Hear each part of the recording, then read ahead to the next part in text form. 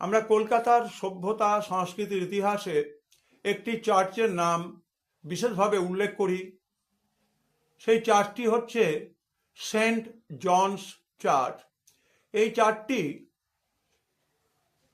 রাজভবনের উত্তর পশ্চিম কোণে অবস্থিত এবং এটি তৃতীয় চার্চ, যেটি কিনা আর্মেনিয়ান চার্চ, যেটি কিনা ওল্ড মিশন চার্চ এর পরে পরেই উচ্চারিত একটি নাম।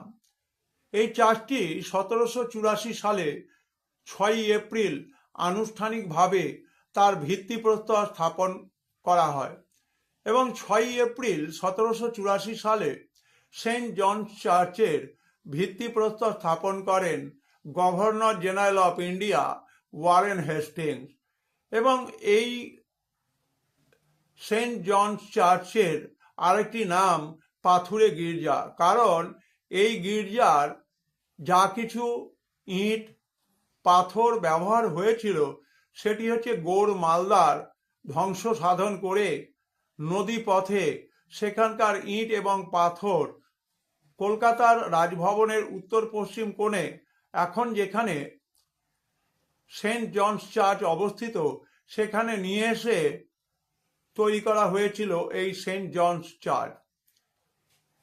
জেমস অগ, বিখ্যাত স্থপতি, তিনি ইট এবং পাথর দিয়ে এই পাথুরে গির্জাটি নির্মাণ করেন এবং বিশেষভাবে এই সেন্ট জনস চার্চকে বলা হয় নিও ক্লাসিক্যাল আর্কিটেকচারাল স্টাইল মনুমেন্ট। নিও ক্লাসিক্যাল আর্কিটেকচারাল স্টাইল মনুমেন্ট এই নামে চিহ্নিত করা হয় এবং এখানে 174 ফিটের লম্বা একটি গম্বুজ রয়েছে।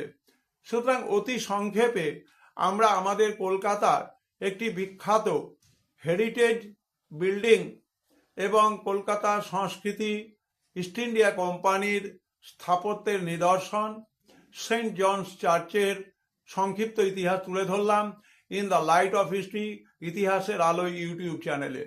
ইতিহাস সংক্রান্ত বিষয় in the light off history, ইতিহাসের আলোয় ইউটিউব চ্যানেলে সর্বদাই সবার আগে প্রাধান্য দিয়ে পরিবেশন করা হয় এবং এই চ্যানেলটির মাধ্যমে ইতিহাসের অনালোচিত, শোনা যায়নি এরকম অনেক এপিসোড তোমরা পাবে।